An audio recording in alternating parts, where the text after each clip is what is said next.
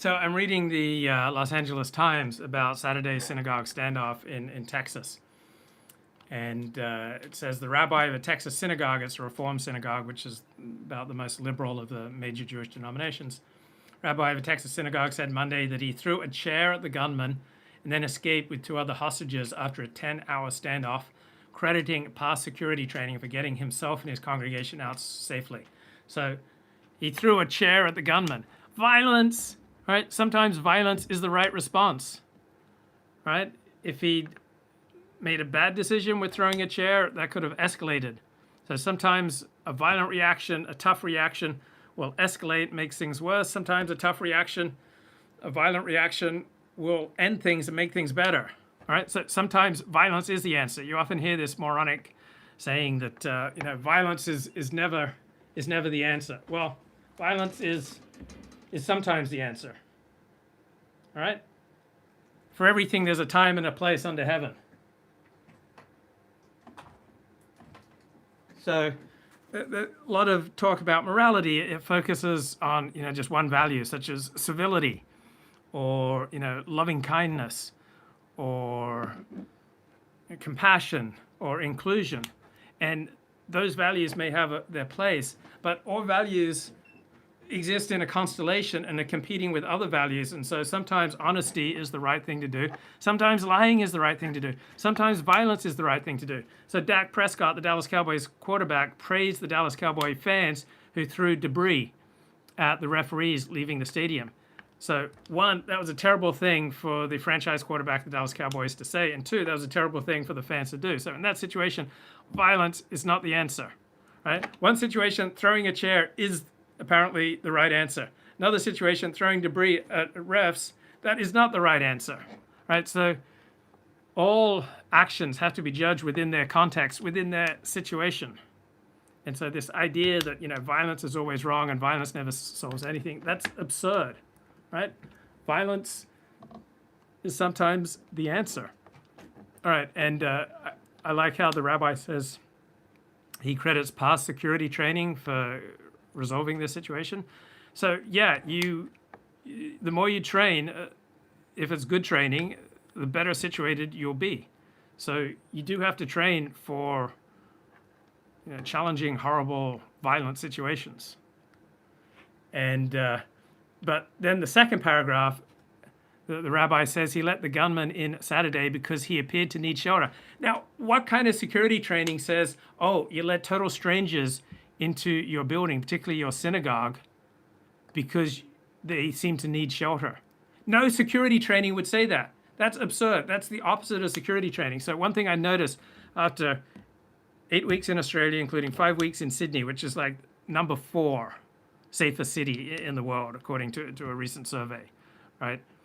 How much more stressful life is in Los Angeles, in the big city, because you have to constantly say no to other people and constantly be on guard and protect yourself against groups that have a very high likelihood of committing crime. And you don't let someone into your home who's a stranger who needs shelter. You don't let someone, generally speaking, into your business or to your church or to your synagogue or your mosque or your bowling club just because they need shelter. Now, in Australia, you could do that, because Australia is a very safe society with, high social trust. But in America, we don't have high social trust. We don't have very much in common with our fellow citizens. There you have, Jews are a tribe, and you have African Americans are often very tribal, and Mexican Americans are very tribal, and Anglo Americans don't tend to be tribal explicitly, but maybe there's some implicit. And these different tribes, generally speaking, don't have a lot to do with each other if it's not absolutely necessary. Because in America, we don't tend to inhabit the same moral universe with our fellow citizens. We inhabit the same moral universe with our fellow Orthodox Jews, or our fellow Anglicans, or our fellow Seventh-day Adventists, perhaps, or our fellow Tonys, or whatever your in-group is. But we don't generally share in America a moral universe with our fellow citizens. So it's much more stressful here in Los Angeles. I'm just noticing, getting off the plane and navigating traffic, because you don't share that moral universe. You you can't predict how people will react, and then you've got these ranting crazy people and these meth freaks and these homeless who almost all of them are mentally ill and or addicted to drugs and alcohol. And so you have to constantly, be prepared to say no, to distance yourself, to, not let down your guard when you're mixing with this wide variety of people with whom you don't share a moral universe. If you don't share a moral universe with people, you have to be on guard, and that's tiring. So it's much more tiring and stressful to live in a big city in America compared to a big city in Australia or a big city in many of the Scandinavian countries.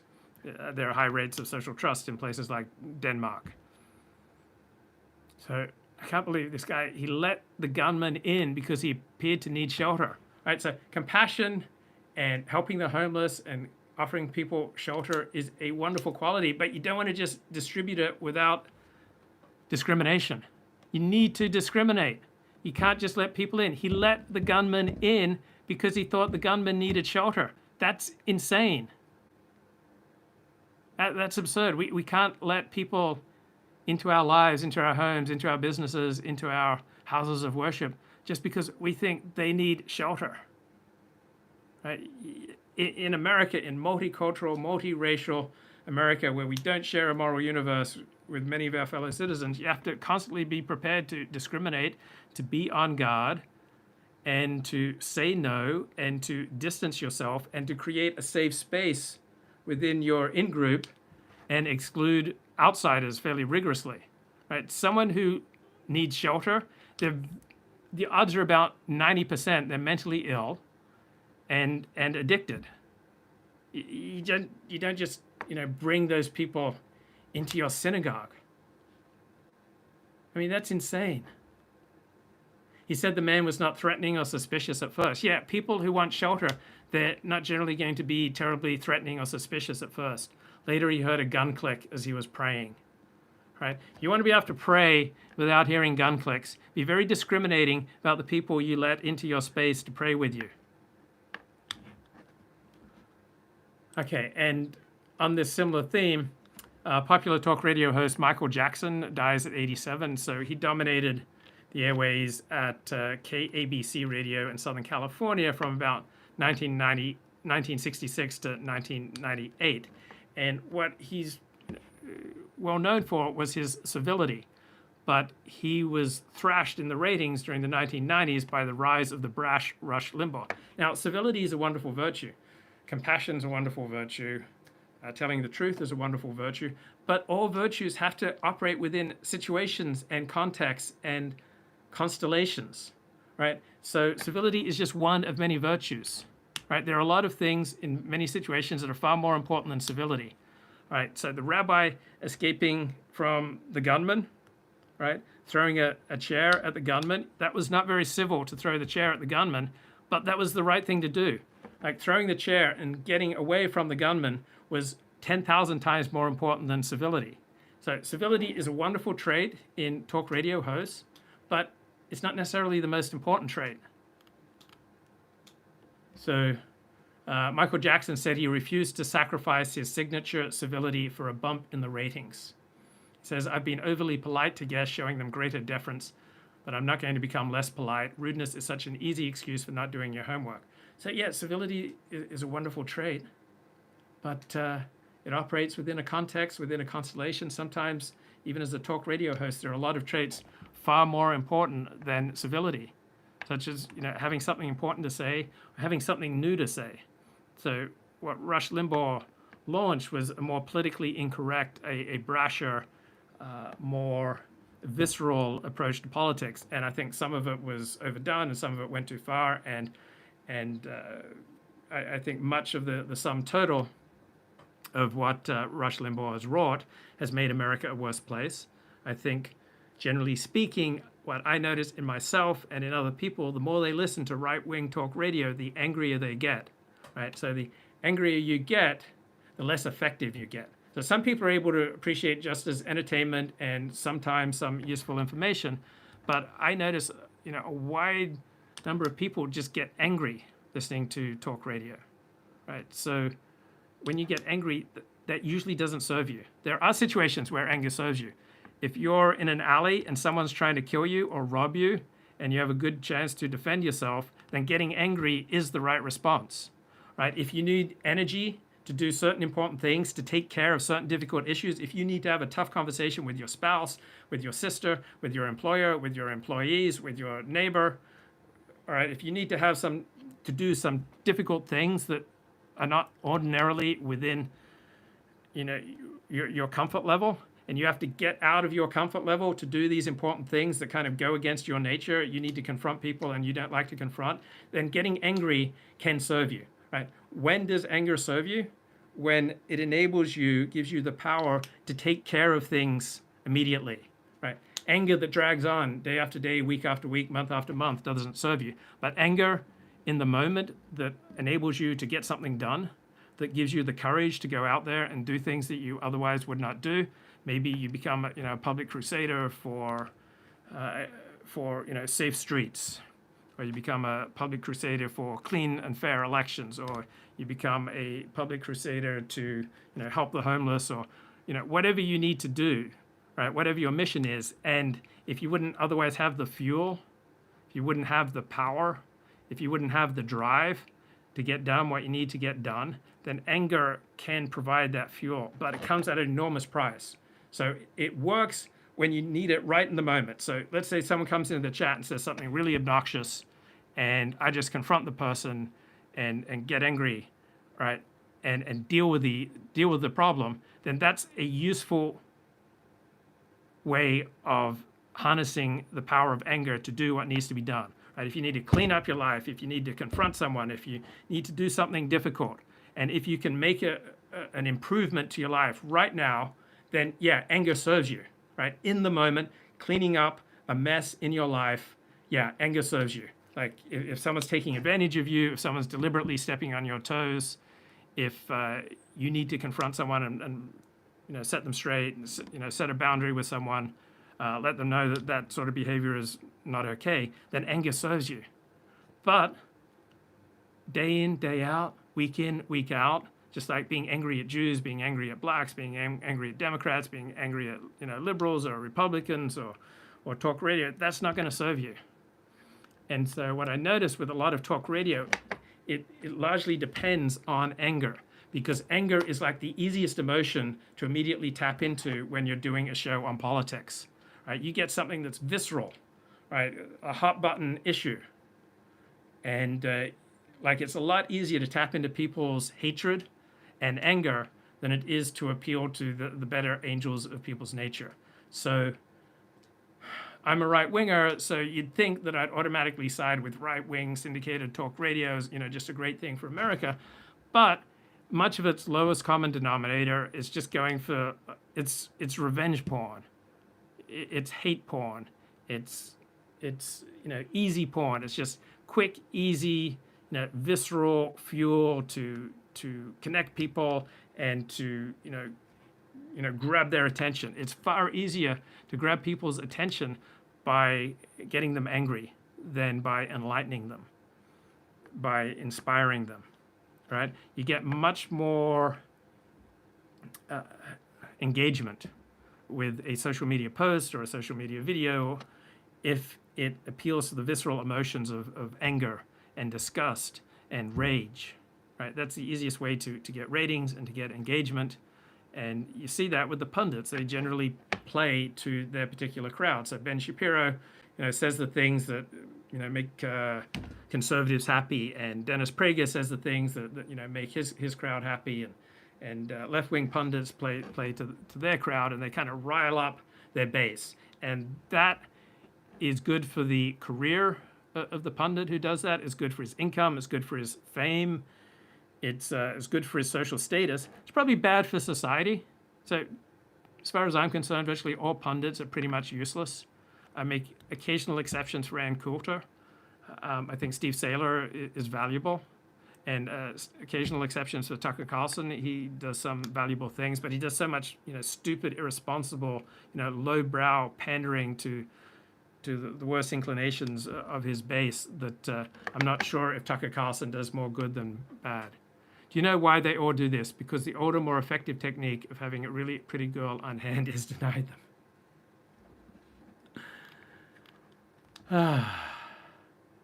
So, yeah, talk radio is largely a rage machine. But one thing I will say for Rush Limbaugh is he recognized it's primarily an entertainment medium, and I do not remember feeling enraged by listening to Rush Limbaugh. So I would consistently feel more enraged after listening to Dennis Prager. And I haven't listened much to Sean Hannity, or who's that screaming guy, Jewish guy, conservative, one of the top talk radio hosts, Mark Levin, sounds like a screaming homeless guy. Obviously his audience is all about riling people up. Now I like a lot of what John and Ken do in KFI. Talk radio in Los Angeles. They watch out for the average tax-paying resident of Southern California. But again, it's a rage machine, and just like constantly stoking rage, I don't think that really serves people. Now, question in the chat: do I think I have a positive effect on people who listen to me? Yeah, I think I have a positive effect. You're not going to come away from my show, generally speaking, more enraged. To the extent that I have any effect on people, I think I might give them an unexpected insight or some useful sources of information.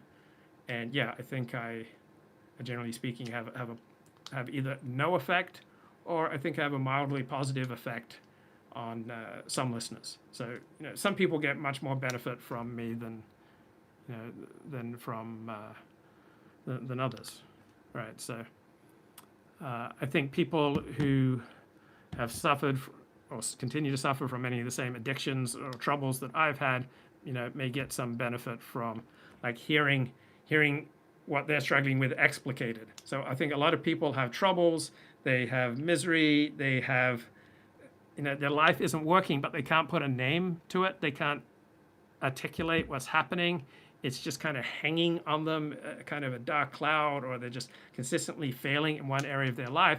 I think some of my streams, people might get words, ideas, concepts, insights, analogies, metaphors that speak to what's troubling them and makes it much more clear, and perhaps encourages them to go get some help, whether it's therapeutic or becoming religious or meditation or yoga or Alexander technique or 12-step programs, whatever it is. Homeless people have been getting a lot of bad press lately. Yeah, because for a while, there is a natural human inclination to feel compassion for the homeless. But there's also a natural human inclination to stay away from people who are obviously deeply troubled and disproportionately dangerous.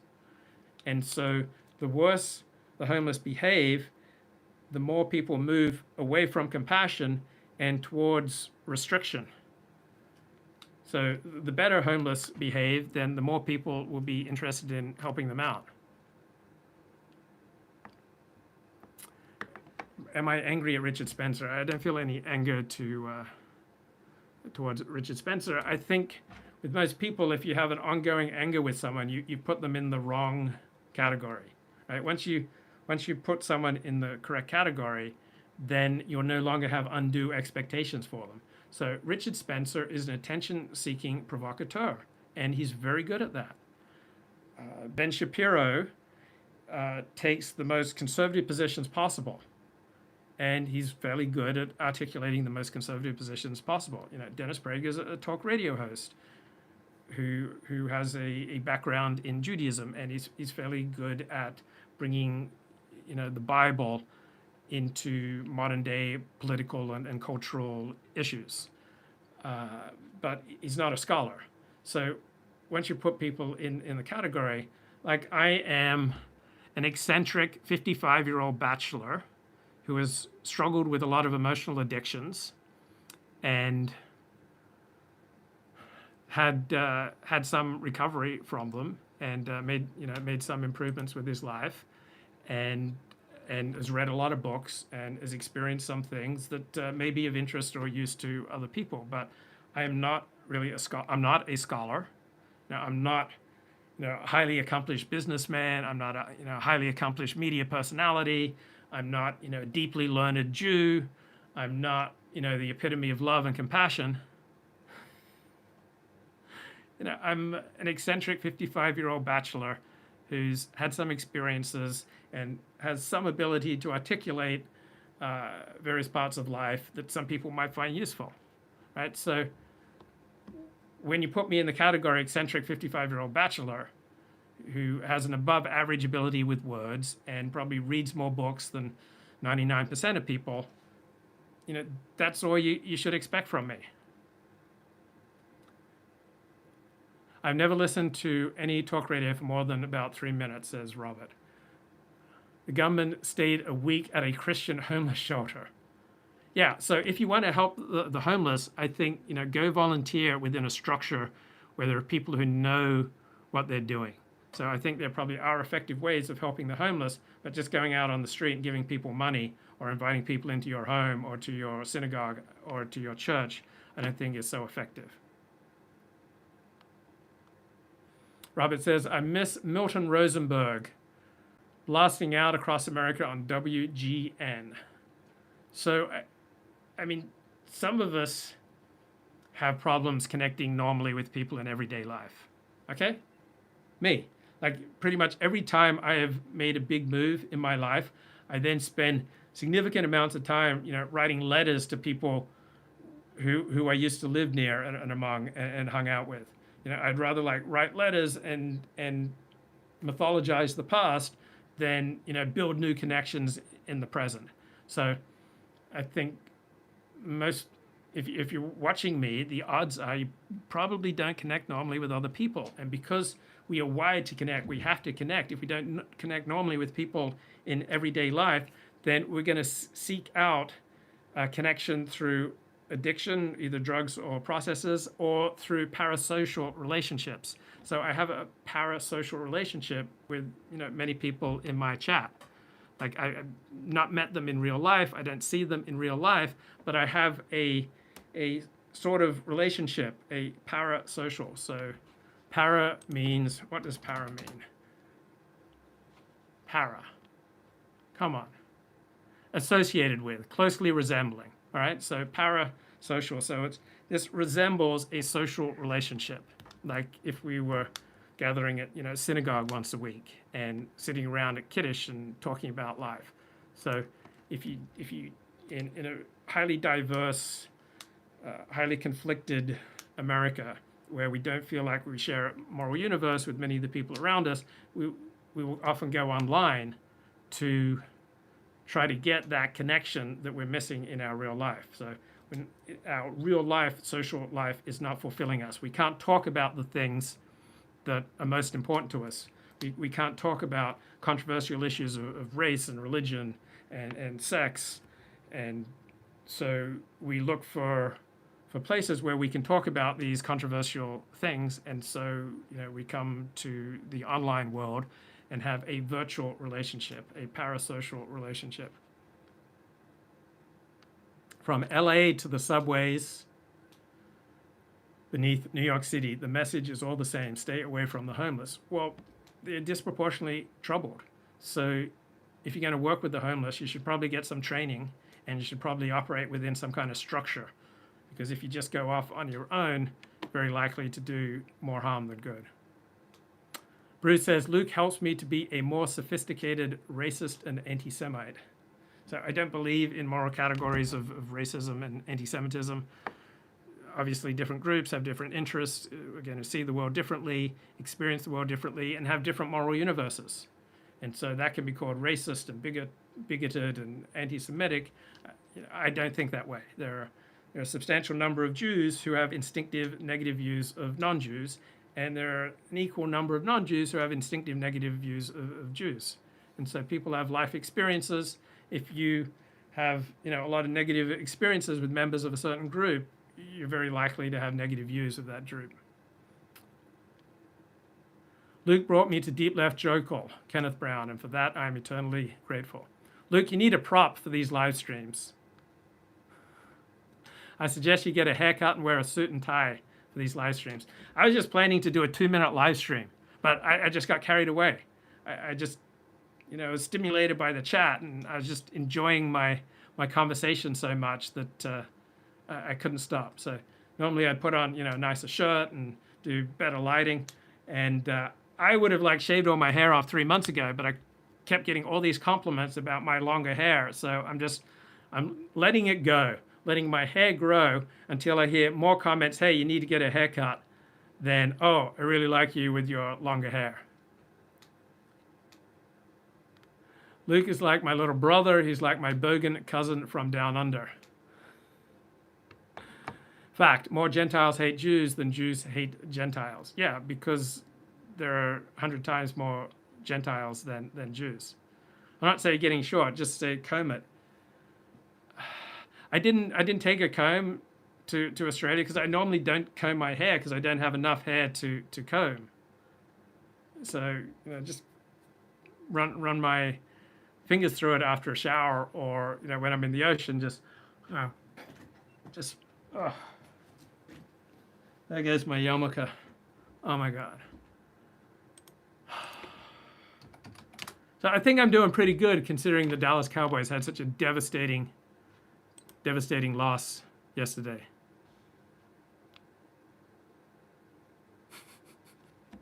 So Steve Saylor notices that the front lash is trending on Twitter. Okay.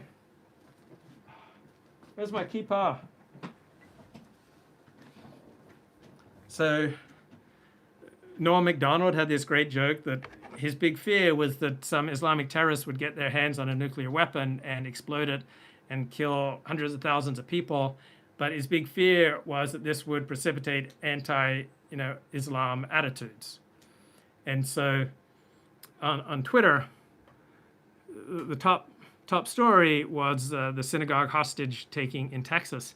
But then the second top story, now Twitter selects which stories they want to highlight in their Twitter trending section. So this is curated. It's overwhelmingly done with the leftist agenda. So the number 2 story that Twitter wants to promote after the Texas synagogue hostage taking is Islamophobia, right? Let's not fall into Islamophobia when a Muslim takes a rabbi and 3 congregants hostage in a synagogue in Texas.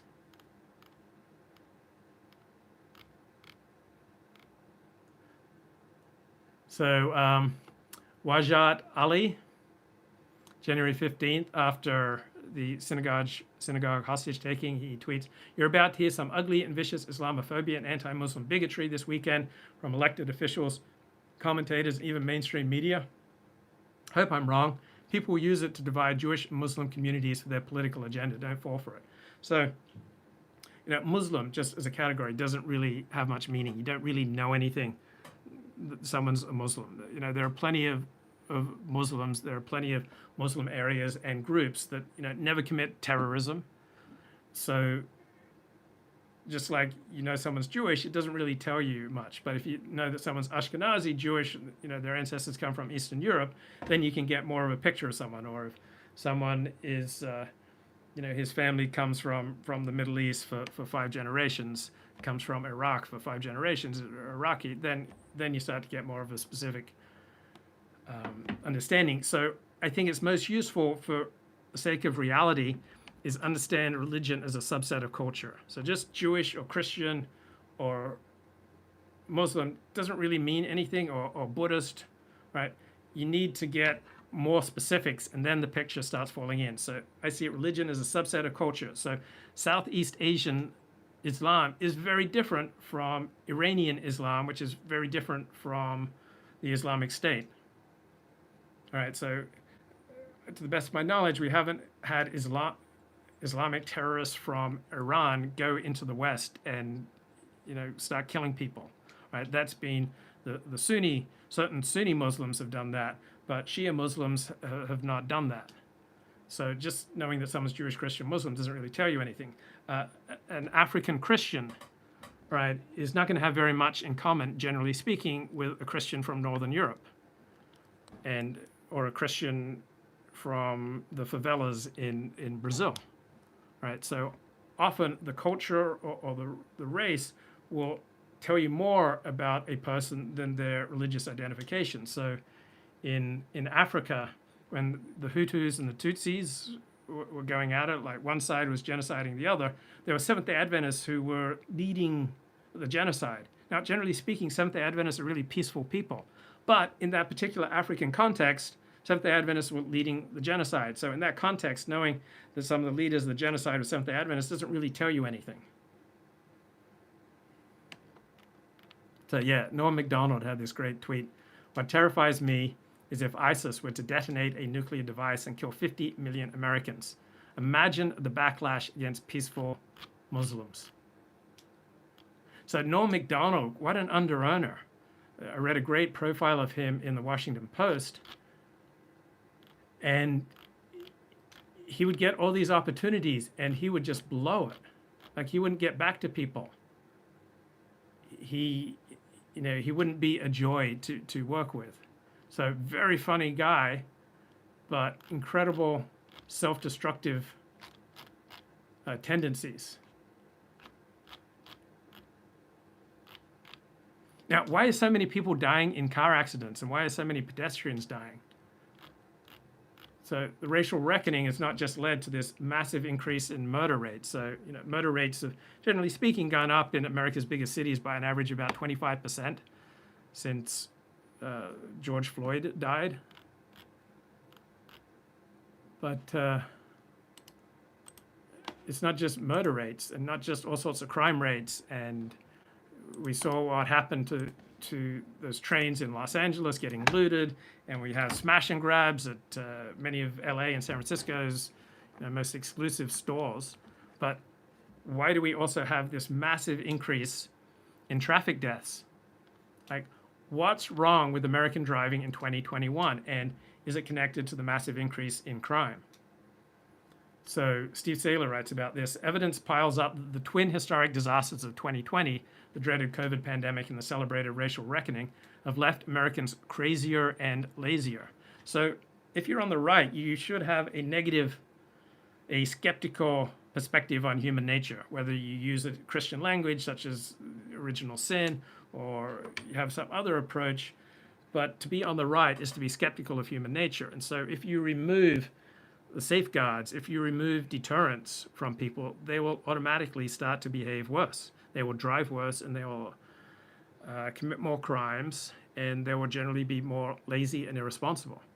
So Steve Saylor tabulated year-end homicide counts, 2021 versus 2019, from 44 of the 50 biggest cities in America, found out that killings were up 45% in 2021 versus 2019.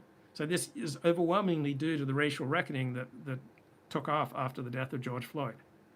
Now, what about year-end traffic fatalities for 2021? Well, car crash deaths rose 17% from 2019 to 2021. And I think for similar reasons, that we have come to glorify criminals like George Floyd. Like, what happened to George Floyd was horrible, but he's not someone to be venerated. Right? He had a long criminal history, and this guy is venerated is insane. So when you start venerating bad guys, when you start venerating people who do horrible things, you're going to get more horrible behavior. So, what's going on in our country, what's going on in our roads, bad behavior is being incentivized because police are being encouraged to back off policing. And because human nature is not basically good, then people start acting out more. So in 2020, the quantity of miles driven dropped versus 2019. So you would have thought that would have reduced car deaths, but the quality of the driving plummeted. So total miles driven in 2020 down 13% from 2019, but deaths per million miles driven went up 23%. And all things being equal, traffic deaths should be dropping because we have superior technology. Now, in 2021, we had miles driven rebounded to only a few percent less than 2019, but deaths per million miles driven continued at the awful rate of 2020. So when everything shut down in the spring of 2020, many drivers took advantage of empty streets, and they started driving recklessly. Right? The Utah Highway Patrol wound up issuing 31% more tickets than 2019 to drivers speeding over 100 miles per hour. And despite all this worse driving, American cops prudently ticketed drivers less, right? You've incentivized the cops from backing off from enforcement. So we have worse behavior, more criminality, more bad driving, and cops are enforcing the law less. It's a horrible combo.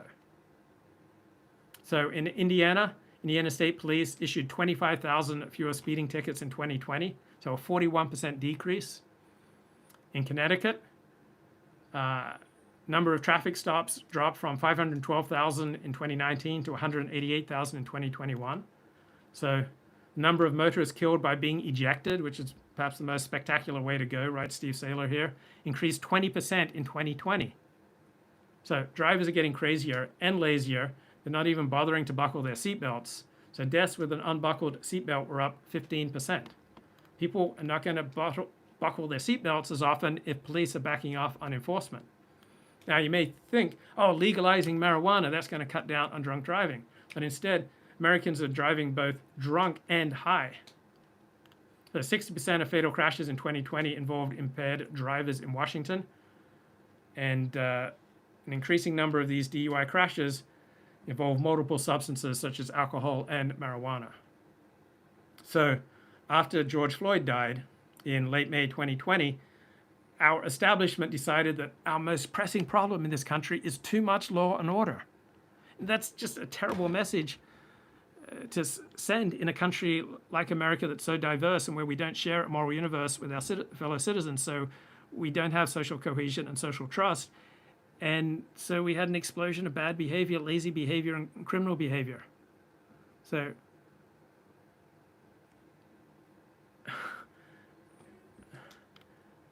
blacks died in car wrecks 36% more often in 2020 than in 2019. Less enforcement, fewer cops, fewer traffic stops, more bad behavior, more deaths. It's like with civil rights. Once America passed massive civil rights legislation in the mid-1960s, the black crime rate skyrocketed, and the quality of the black family life dramatically declined. So police retreat to the donuts, and most everybody will then behave worse. But some groups will behave worse than others.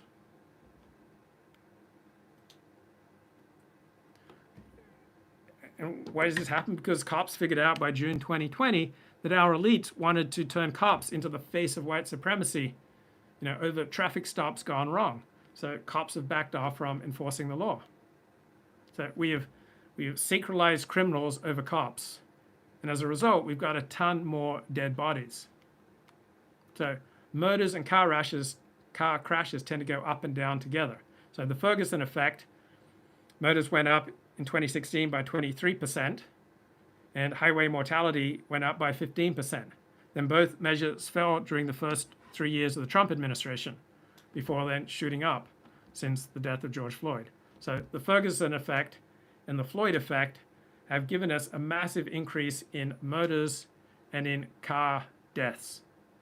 Root causes are both depressed police and exalted criminals. When you exalt criminals, valorize criminals, praise criminals, and you demean police, this is what you get. And the degree of correlation in the rise of driving demises correlates with the increase in the motor rate at that city level. So you have the worst increase in car fatalities in Minnesota, home to George Floyd. So Minneapolis, where you had the mayor said let the looters burn the police station, right? And Minneapolis, launched the defund the police movement. Minneapolis then suffered the fifth biggest increase in homicides, so up 100% in 2019. Austin, homicides went up 178%, auto casualties grew 36%. Portland had a 150% increase in murders, 34% increase in traffic mayhem.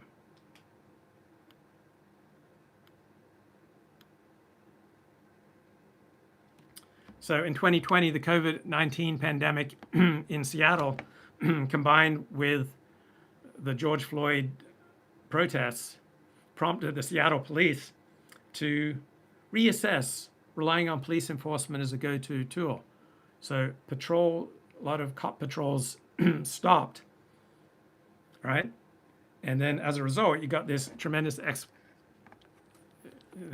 jump in murders and traffic deaths. So remember, the Obama administration turned the Ferguson Police Department upside down to try to find the racism it knew it must be there. Couldn't find anything. So then the Department of Justice announced, well, Ferguson was operating a speed trap.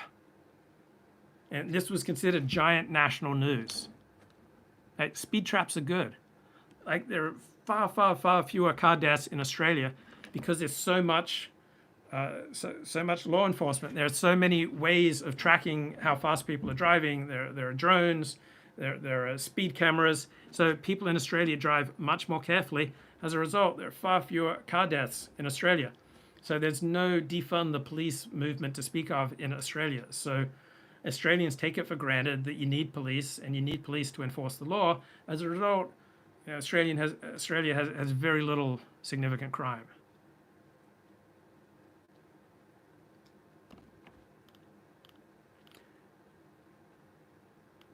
And then we've got this crazy Vision Zero strategy.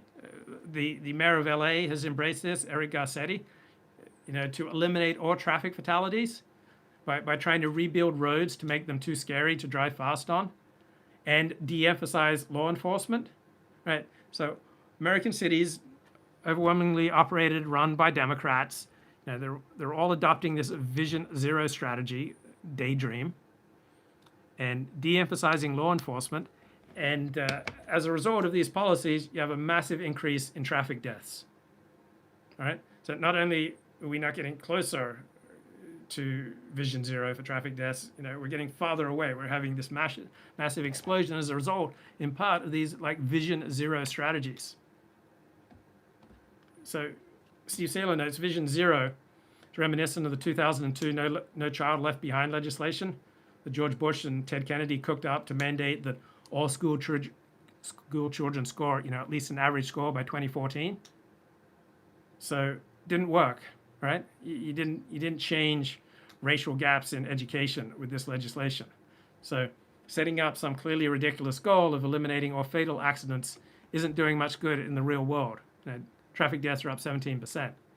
Now, the Japanese have set a challenging but reasonable goal of cutting fatal car crashes from 16,765 in 1970 to below 2,000 by 2025. They are on track. So in 2021, then you had 2,636 car deaths. So Japan, serious country. United States is increasingly a land of wishful thinking and make-believe. Bye-bye.